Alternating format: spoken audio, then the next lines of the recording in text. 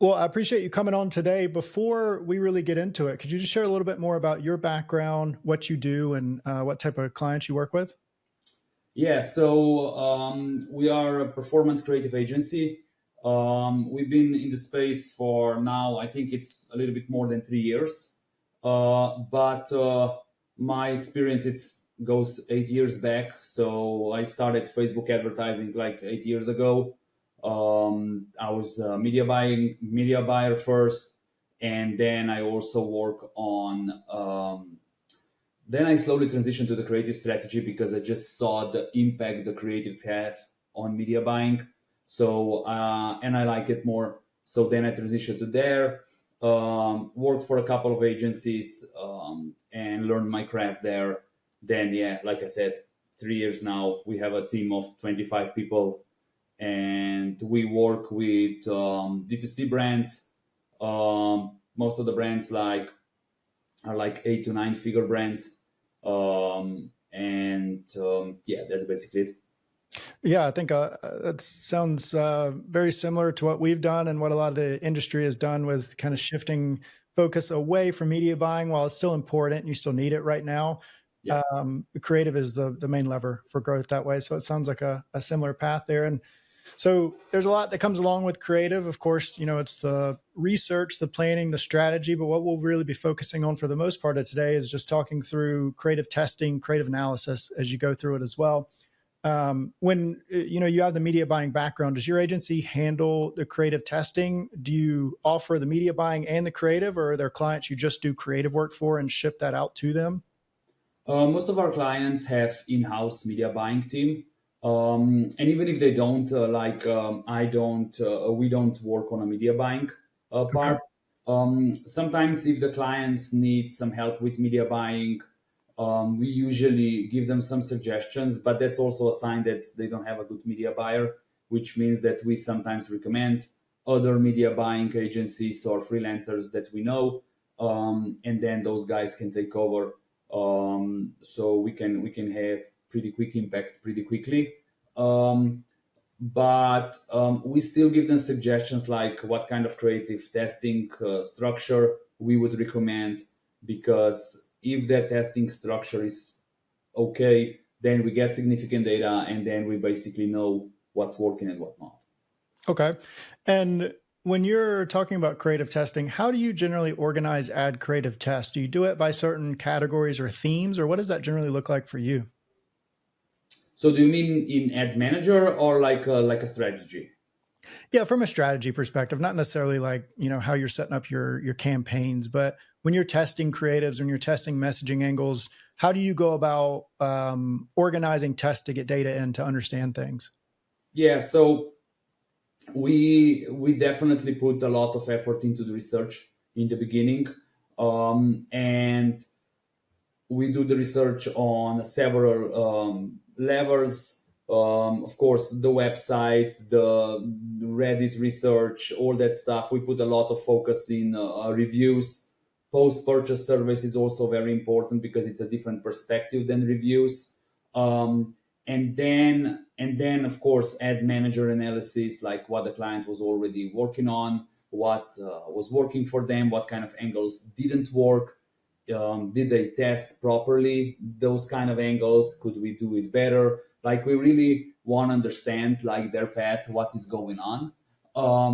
And yeah, and then once we get those that whole picture, then we kind of prioritize, then we first gather all of the angles and personas, and then we prioritize them based on the impact. So we really want to hit audiences that are big audiences, that we could find ads that are spending, I don't know, 300K overall, or getting close to 1 million of ad spend per video. That's definitely our goal.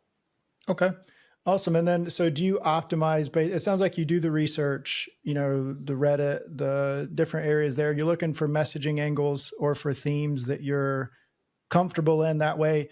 Do you then like set up briefs or tests based on those specific messaging angles and then try to look at it from a high level? Or do you generally focus on like ad by ad, what you're doing, if that makes sense?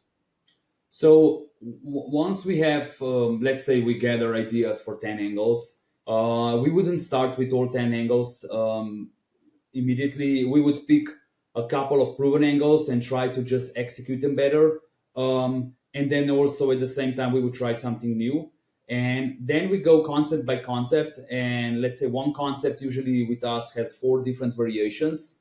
Those are not just hook variations. We also play around a lot with different story before we introduce the product. We also play around a lot with the second part of the video, how we're going to sell the product.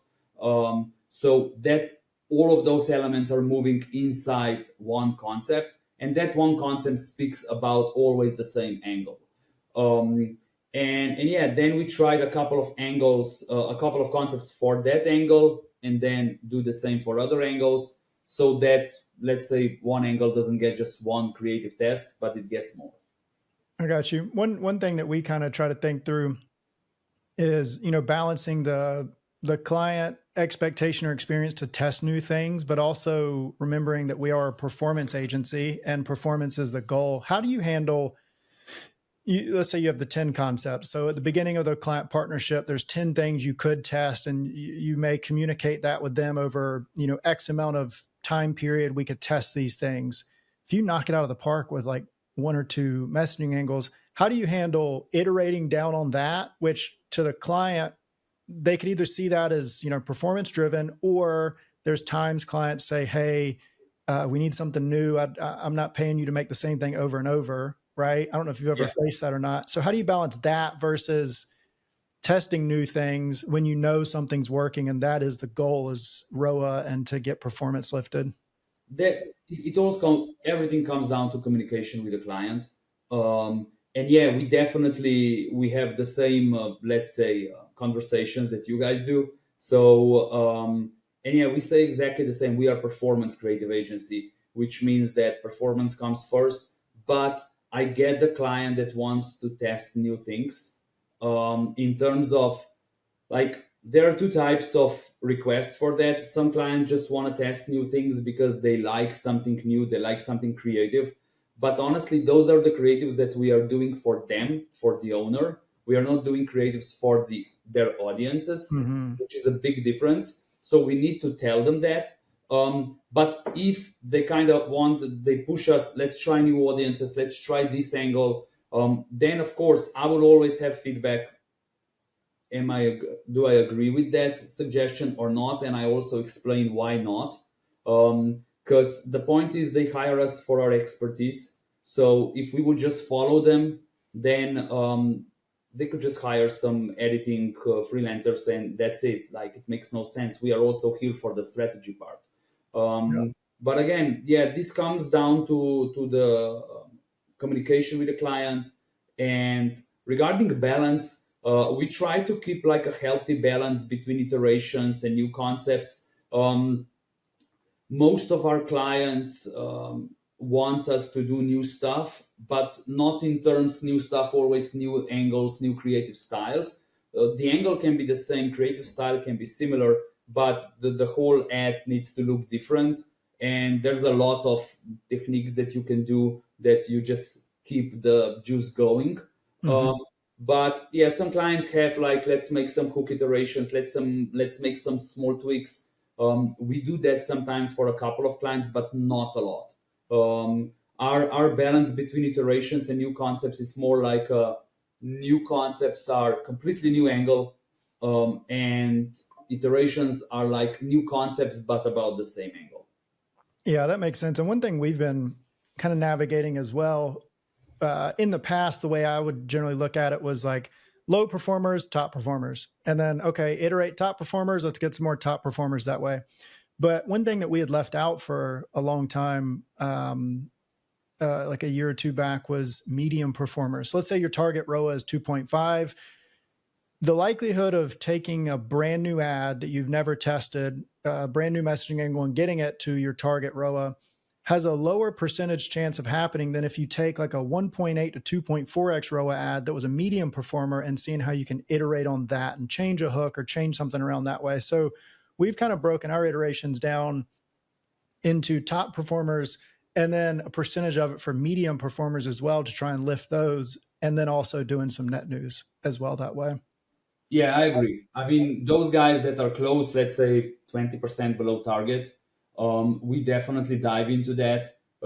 We look at pre-click metrics like hook, hold Mhm. rates, CTRs, also conversion rates.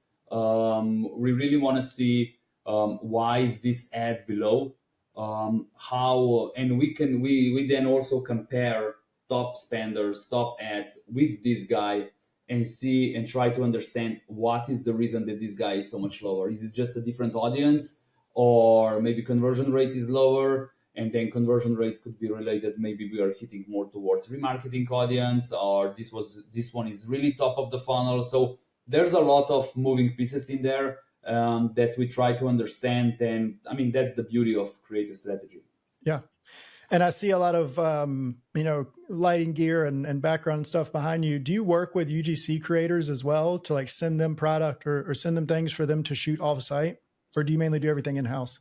Yeah, definitely. We have like, I think we have like 80% of our content is from creators. Okay, nice. Yeah, so we have a pool of content creators in the US, UK, Australia, like 300 to 400 people, like from various ranges. And we use them. At the same time, we also have two video shoot studios, so one here in Slovenia. This one's more like a storage, it's not a studio anymore. But we have a bigger studio. And then in Romania studio, we also have like a lot of room for content production, so that we are very flexible. Sometimes the creators don't provide us all of the content we need, or maybe some unique visuals, some maybe high quality visuals. Those are the stuff that we usually try to do in house. I got you. And when we're talking about analytics, do you ever track performance by UGC creator or maybe by creator and industry to see, I don't want to say who's worth working with, but I mean, who's bringing a return on their costs that way? Yeah, I wouldn't say that that we track like very specifically, Gotcha. but you can see that from one creator you have like a more and more top spenders, a top Hmm. performance. You kind of see the frequency that it's going up. Then it's pretty clear that that creator is also the reason for performance, not just the script. Gotcha. And as an agency, right? Because there's other agencies listening to this. What's your stance on? So let's say you have 4 or 5 clothing and apparel companies, right? Now, of course, they're going to be, there's not the chance they all have the exact same audience, right? One could be male clothing, one could be female clothing. But let's just say in theory, you have out of those 5, like 2 or 3 that are, similar demographics that way. Do you ever benchmark data across clients or compare creatives or your assets across clients to see if one theme is working or one strategy is working with one client, it might work to roll out to another client? Or do you view every client as completely separate that way? Oh, yeah, definitely. We definitely we have like a library of, I think right now around 50 ads Okay. that spent like over 50K overall. And Hmm. those ads are like, those are like our internal library, and we can take that ad and modify it to a different ad. And you need to understand why this ad actually spent Hmm. 100K or 300K or whatever. And of course, each of those ads doesn't always like relate to that other brand. Like it's not always the same. But yeah, you can take an ad from a supplement niche and make it like a gadget, and you can still take some elements into a different ad. So definitely, we do that a lot. Yeah, and one we do as well. One kickback we've heard in the past, and fully understanding why they would say this, I get it, but it's um, templating, right? And they want fresh new ideas and fresh new designs that we haven't done before. But from my perspective as an agency, one of the things that we offer is assurance and security that what we're doing is going to be as efficient for their budget as possible for spend. So if we have something that we've already tested and it's worked, once again, going back to the medium performer versus net new complete, there's a lot higher percentage chance that it's going to work for them versus starting completely net new. So I feel like that should be a benefit opportunity of working with an agency, is seeing that they could already have some insights that they could just quickly execute for you going in. Yeah, definitely. Once you look 30 to 50 accounts, Yeah. and you have data, like you know what's working, even if it's a different niche or vertical, it just you see the patterns more and more. And I mean, ads manager. I always say ads manager is our biggest teacher.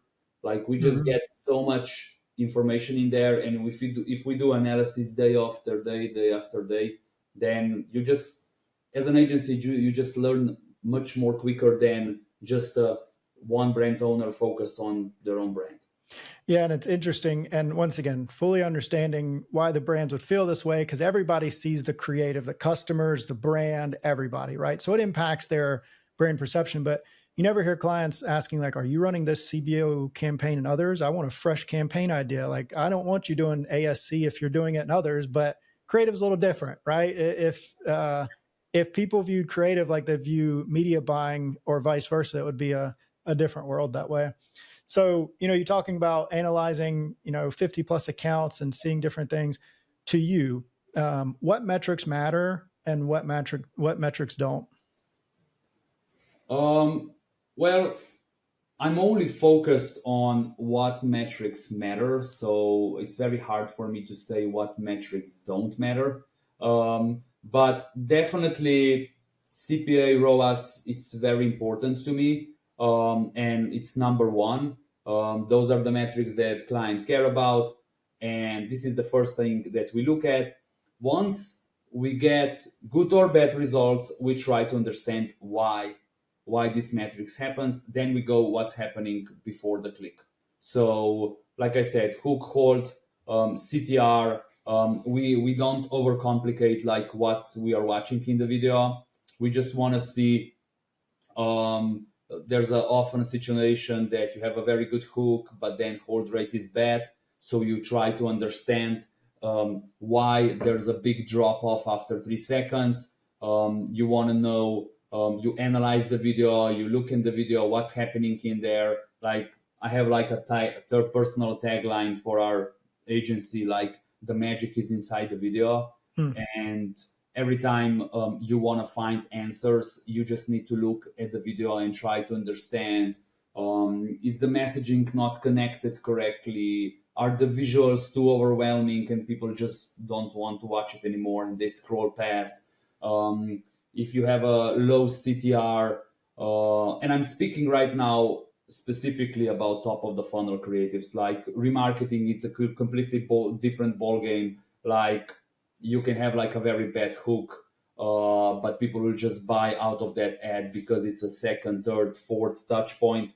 So it doesn't need, like, it's completely different stuff. Like I'm speaking to an audience that see the brand, see the ad like the first time, and Mhm. then how I can guide them into my funnel, how I can convert them like with the first touch point, because that's like the biggest win that you can do, but the hardest. But those are the ads that are spending 500,000 or 1 million per video. So yeah, those are the metrics that I focus on. And of course, I also look at the conversion rate. I also see, of course, top of the funnel ads will also always have like a lower conversion. And those are the signals that I pretty quickly see which audience am I hitting. I got you. And those metrics for you kind of roll off the back of your hand, or they're native to you, right? You've done media buying, you've done creative strategy for a bit, and I imagine for your team as well, right? They've done it for some time. Yeah. I don't use the term frustrating, but what's one of the biggest opportunities or bottlenecks that you come across, and how do you handle it when it comes to building out reports for clients? Like we don't have like a lot of reporting. We have Okay. like monthly calls when we just go over the ads and what's going on. But like I said, most of our clients have in-house media buying team. Gotcha. So those guys actually report what's working, what's not working. we are in a connection with their media buyers and also their either owners or either some people in their marketing team. So we have that kind of communication.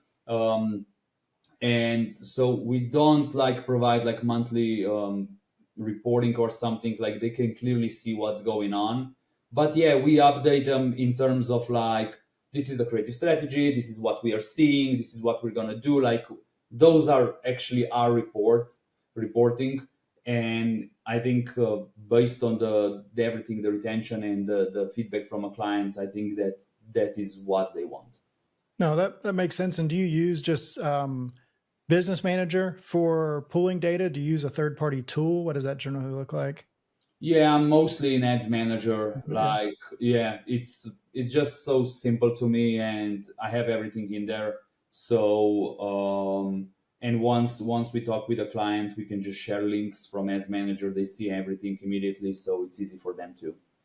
No, that makes sense. Well, is there anything you feel like we haven't covered that would be important for agencies or creative strategists to know when it comes to data reporting or creative strategy analytics?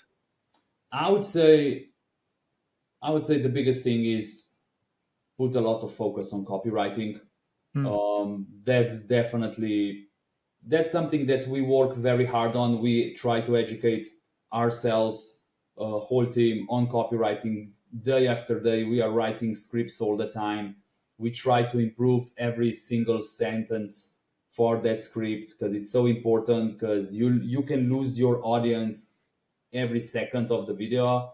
And if the video is not optimized to your maximum, that every sentence doesn't provide any value, you already lost them.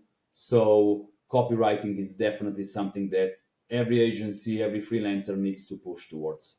I agree. I think messaging comes before the creative, right? You want to know what you're going to say and how you're going to say it before you design or before you shoot that way. Any books, any resources, anything for copywriting that really stick out to you or have made an impact on you? I mean, those classics are definitely there, like breakthrough advertising, Hmm.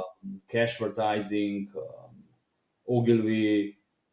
There was another one, but I don't remember. Like I read it like 3 years ago. I forgot what's. Uh, Maybe I will send it to you after. Okay. But it's like a book of like very old ads, and like there's just like an example of the ad. Usually it was newspaper ad, um, but down below it was kind of like an explanation, the backstory of that ad Yeah. and that campaign, and you kind of see the mindset of those people putting together those like the best Volkswagen ads, the best those kind of ads. Like it's really good. You can see completely different perspective on the creativity also, because it's like connection between creativity and direct response, Hmm. and that's something that I really love. And people had to, I'm not going to say people don't put as much thought into Facebook ads nowadays, but it took a lot longer to get data back and was more expensive to run those ads back then. So a lot of time and energy went into those. Well, this was a great conversation. If someone wants to get in touch with you to learn more about you, your agency, what's the best way to do that? You have unlockperformance.com, unlock-performance.com. That's our website.